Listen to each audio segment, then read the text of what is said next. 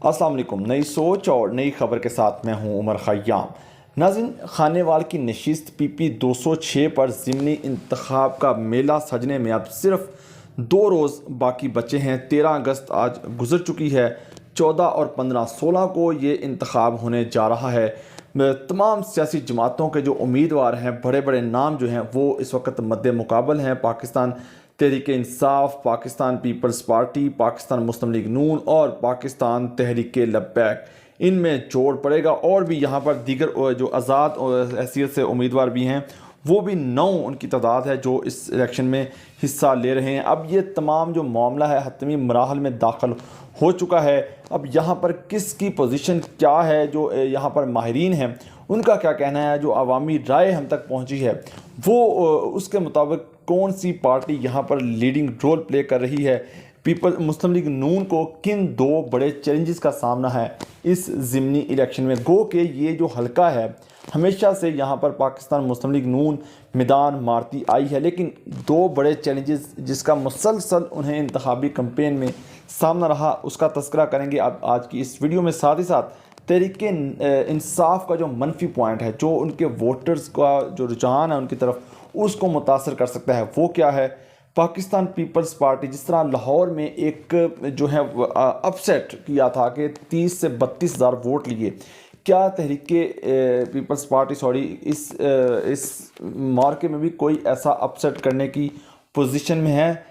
और साथ ही साथ पाकिस्तान तहरीक लब्बैक जो बड़ा अपसेट फैक्टर साबित हो सकता है, किन वजूहात की बुनियाद पर, वो कौन से फैक्टर्स हैं कि जिससे ये दीगर जमातों के लिए ख़तरा साबित हो सकती है तहरीक लब्बैक की जमात। तो इन तमाम इश्यूज़ पर इंतखाबी जो इस इंतखाबी अमल से जुड़े हैं, उस पर हम बात करेंगे आज की इस वीडियो में। उससे पहले जिन लोगों ने अभी तक मेरा ये YouTube चैनल सब्सक्राइब नहीं किया, उनसे रिक्वेस्ट है कि वो इसको ज़रूर सब्सक्राइब करें, ताकि इंतखाबी प्रोसेस से मतलब तमाम तर जो तफसीलात हैं आपको इस प्लेटफॉर्म से बआसानी मिल सके। वो कोई ज़िमनी इलेक्शन हो या फिर आइंदा आने वाले लोकल बॉडीज़ इंतखाबात जो KP में हो रहे हैं, और पंजाब में भी उसका जो मसवदा है कानूनी तौर पर ऑर्डिनेंस वो मंजूर हो चुका है।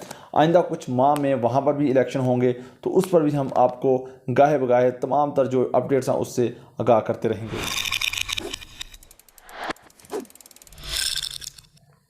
जी तो नाज़रीन, हम बात कर रहे हैं PP 206 खानेवाल की नशिस्त, जो मुस्लिम लीग नून के उम्मीदवार निशात अहमद ख़ान के इंतकाल के बाद खाली हुई।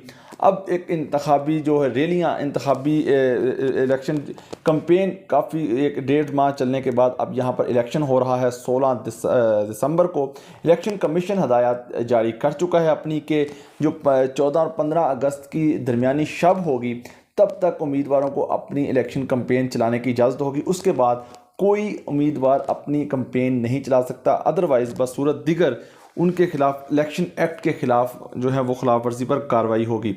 अब इस हल्के पर हम एक नज़र डालते हैं। सबसे पहले हम बात कर लेते हैं कि 2018 में किस पार्टी ने कितने वोट लिए, ताकि थोड़ी सी जो पूरा मंजरनामा है इस वीडियो का वो क्लियर हो जाए कि आगे चलकर कि इस हल्के में किसका वोट बैंक ज़्यादा है।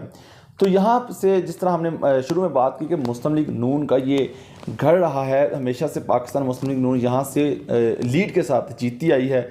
2018 में भी निशात अहमद ख़ान जिनका इंतकाल हुआ, उन्होंने पाकिस्तान मुस्लिम लीग नून की नशिस्त पर 51,353 वोट लेकर कामयाबी हासिल की। उसके बाद राना मोहम्मद सलीम साहब जो पाकिस्तान तहरीक इंसाफ के उम्मीदवार थे, दूसरे नंबर पर रहे, उन्होंने 47,807 वोट हासिल किए। इसके साथ साथ राना मोहम्मद सलीम पीपल्स पार्टी की तरफ से सैयद वासक जिन्होंने 6,617 वोट लिए, और इसके बाद मोहम्मद आमिर सुहेल TLP के उम्मीदवार थे, इन्होंने 5,764 वोट हासिल किए थे, जो पाकिस्तान तहरीक इंसाफ की वजह भी बने थे 2018 के इलेक्शन में। तो इस दफ़ा जो उम्मीदवार मैदान में हैं उनकी बड़ी दिलचस्प एक कहानी है, क्योंकि निशात अहमद ख़ान साहब जो मुस्लिम लीग नून के उम्मीदवार थे 2018 में, उनका इंतकाल हुआ, लेकिन वो इंतकाल से चंद रोज़ 1.5 माह पहले वो पाकिस्तान तहरीक इंसाफ का हिस्सा बन चुके थे। अब जब उनका इंतकाल हुआ है, तो अब जब ज़िमनी इलेक्शन हो रहा है, तो पाकिस्तान तहरीक इंसाफ की तरफ से जो मुस्लिम लीग नून के उम्मीदवार थे लास्ट टाइम 2018 में, उनकी बेवा को ये टिकट दिया गया है पीटीआई की तरफ से। तो यहाँ पर जो मुस्लिम लीग नून ने कार्ड खेला है, मुस्लिम लीग नून ने अपना कार्ड ये खेला है कि उन्होंने जो लास्ट टाइम 2018 के इंतखाब में मुस्लिम लीग नून के उम्मीदवार थे राना मोहम्मद सलीम साहब, उनको टिकट दिया है। इस टिकट दिलाने में किसका हाथ है? पार्टी क़यादत ने ना चाहते हुए भी राना सलीम को टिकट क्यों दिया, आगे चलकर वीडियो में हम इसका भी तस्करा करेंगे। इसके अलावा पाकिस्तान पीपल्स पार्टी के जो सेम उम्मीदवार हैं सैयद वासक, जिन्होंने लास्ट टाइम इलेक्शन लड़ा, अब भी वही इलेक्शन इस दफ़ा लड़ रहे हैं। इसके अलावा जी टीएलपी का उम्मीदवार जो है लास्ट टाइम मोहम्मद आमिर सुहेल थे, लेकिन इस दफ़ा शेख मोहम्मद अकमल जो अपना दूसरा इंतखाब लड़ रहे हैं। 2002 में इन्होंने एक दफ़ा इलेक्शन लड़ा था, सूबाई नशिस्त के उम्मीदवार थे और उस वक्त भी इन्होंने 12,000 वोट लिए थे। काफ़ी ये मरूफ पर्सनालिटी हैं इस हल्के की, ताजर बरादरी से इनका ताल्लुक़ है। शेख बरादरी भी इस हल्के में जितना है उसका वोट बैंक भी इनके जो है वो पॉकेट में है, इसलिए ये बड़े मजबूत जो है वो उम्मीदवार समझे जा रहे हैं। कांटे का मुकाबला जो अभी तक हमें देखने को मिल रहा है कि पाकिस्तान तहरीक इंसाफ और पाकिस्तान मुस्लिम लीग नून, लेकिन पीपल्स पार्टी और टीएलपी को भी हम को है उस पर भी कुछ छोड़ नहीं सकते। अच्छा, अगर इस हल्के में जो टोटल उम्मीदवार इलेक्शन लड़ रहे हैं उनकी तादाद है 13, जिसमें 4 जो हैं वो पॉलिटिकल जमातों से जिनका हम तस्करा कर चुके हैं। 9 उम्मीदवार जो हैं वो आज़ाद हैसियत से इलेक्शन लड़ रहे हैं। इस हल्के में जो टोटल वोटर्स की तादाद है वो 2,30,689 है। मर्द वोटर 1,25,190, ख़वातीन वोटर 1,05,508 हैं, जबकि हल्के में जो पोलिंग स्टेशन कायम किए जाएंगे उनकी तादाद 510 होगी।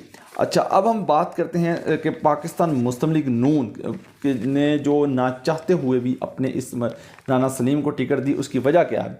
उसकी वजह यह है कि उन्होंने राना सनाउल्लाह साहब जो हैं वो इस हल्के में बैठे हुए हैं, वो इनकी कंपेन कर रहे हैं। वो बज़िद थे कि खानेवाल में अगर किसी को इलेक्शन के लिए टिकट देना है तो वो मोहम्मद सलीम साहब हैं, और वो इस वक्त वो ख़ुद मॉनिटरिंग कर रहे हैं, क्योंकि उन्होंने पार्टी से मज़ाहमत करके जो यहाँ की लोकल क़यादत है उनसे भी नाराज़गी मोल ली, क्योंकि लोकल क़यादत नहीं चाहती थी कि पार्टी से बाहर टिकट दिया जाए, क्योंकि और भी उम्मीदवार थे निशाद अहमद के बाद। लेकिन राना सनाउल्लाह जो बज़िद थे, क़यादत के सामने भी डटे रहे और जो यहाँ की मुकामी क़यादत थी उनसे भी मज़ाहमत का सामना रहा, और अपने जो कैंडिडेट थे मोहम्मद सलीम उनको टिकट दिलाई।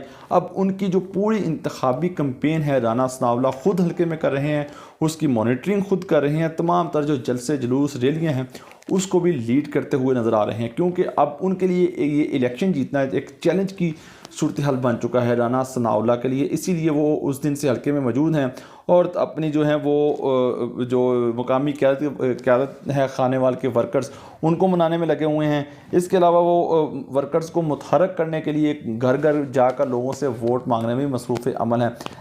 जैसा हम बात कर चुके हैं कि राना सनाउल्लाह के कहने पर पार्टी क़यादत ने टिकट दिया।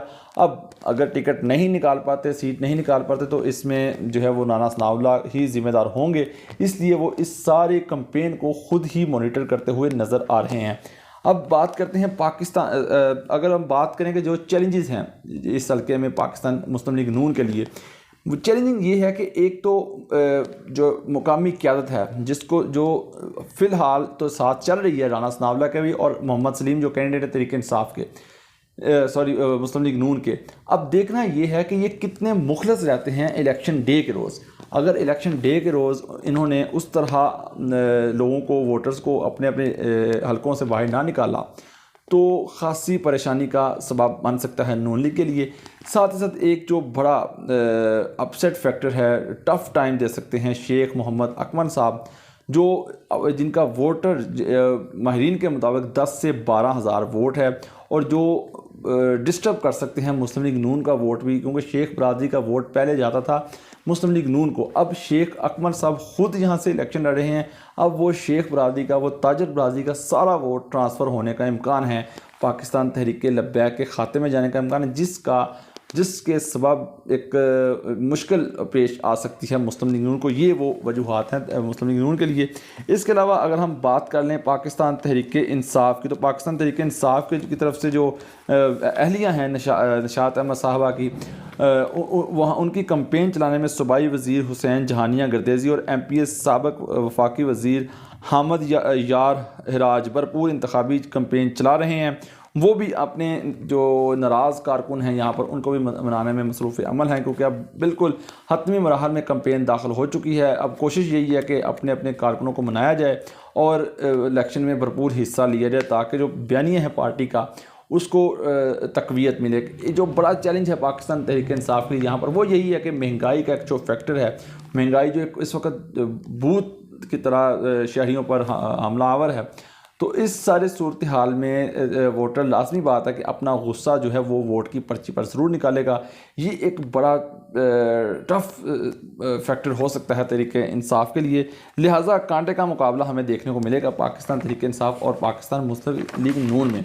लेकिन यहाँ पर हम क्योंकि दोनों जमातें अपने पूरे वसाइल लगाएगी अपने यहाँ पर जीतने के लिए, लेकिन तहरीक लब्बैक जो एक बड़ा पावरफुल इस वक्त उनका उम्मीदवार है, गुज़श्ता रोज़ यहाँ पर एक बड़ा शो किया तहरीक लब्बैक के कायद अल्लामा साद रिजवी साहब ने भी, और जैसे हमने कह चुके हैं कि 10 से 12 हज़ार वोट जो हैं वो इस वक्त उनके ले सकते हैं, और 5 से 7 हज़ार वोट जो मुस्लिम लीग नून का भी वो काटने के अहमियत रखते हैं। इससे ज़्यादा से ज़्यादा नुकसान मुस्लिम लीग नून को होगा। अब तहरीक लब्बैक जो है वो शहर में जो इस तरीके के साथ को समझते हैं वो मजबूत उस उम्मीदवार को समझ रहे हैं कि वो डिस्टर्ब कर सकते हैं किसी भी उम्मीदवार को, चाहे तहरीक इंसाफ का हो और या फिर पाकिस्तान पीपल्स पार्टी का हो। ये दिलचस्प बात है कि किसी भी पार्टी का सरबराह इस हल्के में नहीं गया, लेकिन तहरीक लब्बैक का जो सरबराह हैं जैसे अल्लामा साद रिजवी साहब यहाँ गए और भरपूर जलसा किया और अपने पार्टी के कारकुनों को मुतहर्रिक करने के लिए एक ये बड़ी चीज़ है।